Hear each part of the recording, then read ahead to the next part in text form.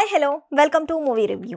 రామ్ గోపాల్ వర్మ సినిమాలు అంటే ఒకప్పుడు దేశవ్యాప్తంగా సంచలనాలు సృష్టించేవి. హీరోలు, నిర్మాతలు వర్మ ఎప్పుడెప్పుడు తమ సినిమాకి ఓకే చెప్తాడా అని పడిగాపులు కాసేవారు. ఇక హీరోయిన్లైతే ఎలాగైనా ఒకసారి వర్మ దృష్టిలో పడాలని తెగ తాపత్రయం పడేవారు.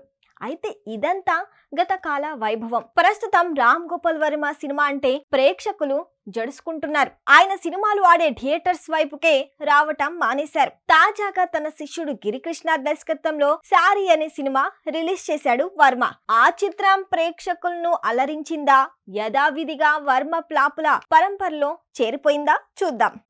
ఇందులో అసలు చెప్పుకోదగ్గ కథే లేదు. చీర కట్టుకోవటం అంటే ఇష్టమైన ఆరాధ్య అనే అమ్మాయి ఎప్పుడు బయటకు వెళ్ళినా శారీలోనే వెళ్తుంది. ఒకానొక సమయంలో అందమైన చీరలో ఆమెను చూసిన ఫోటోగ్రాఫర్ కిట్టు ఆమెతో ప్రేమలో పడతాడు. సోషల్ మీడియా ద్వారా పరిచయం చేసుకొని ఆమెతో ఫోటోషూట్ చేస్తానని చెబుతాడు. ఆరాధ్య రీల్స్ పిచ్చిని ఇష్టపడని ఆమె అన్నయ్య రాజ్ తరచూ హెచ్చరిస్తూ ఉంటాడు. కిట్టు కోరిక మేరకు ఆరాధ్య ఫోటోషూట్లకు అంగీకరిస్తుంది. అయితే కిట్టు చూపుల్లోని కామాన్ని గమనించిన రాజ్ అతనికి వార్నింగ్ ఇస్తాడు. తనకు ఆరాధ్యకు మధ్య రాజ్ అడ్డుగా నిలబడటాన్ని కిట్టు తట్టుకోలేకపోతాడు. సైకోగా మారిపోయి రాజును హతమార్చాలనుకుంటాడు. ఆరాధ్య కోసం పిచ్చివాడిగా మారిపోయిన కిట్టు ఏం చేశాడు?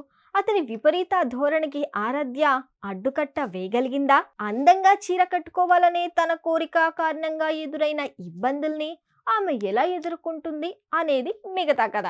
ఇక కథలో ఏమాత్రం సత్తా లేకపోవటం, హీరో హీరోయిన్లతో సహా అంతా కొత్తవారు కావటం, ఎటువంటి నటన కౌశల్యం లేకపోవటం, పేలవమైన దర్శకత్వం, ఇలా కర్ణుడి చావుకి 1,00,000 కారణాలున్నట్లుగా ఈ సినిమా ఫెయిల్ అవ్వడానికి కలిసొచ్చాయి. మొత్తం మీద కాలక్షేపానికి కూడా చూడలేని సినిమా శారీ మూవీ అనే చెప్పాలి. సో చూసారు కదా, ఇది ఇవాల్టి మూవీ రివ్యూ. మరొక మూవీ రివ్యూతో మళ్ళీ కలుద్దాం.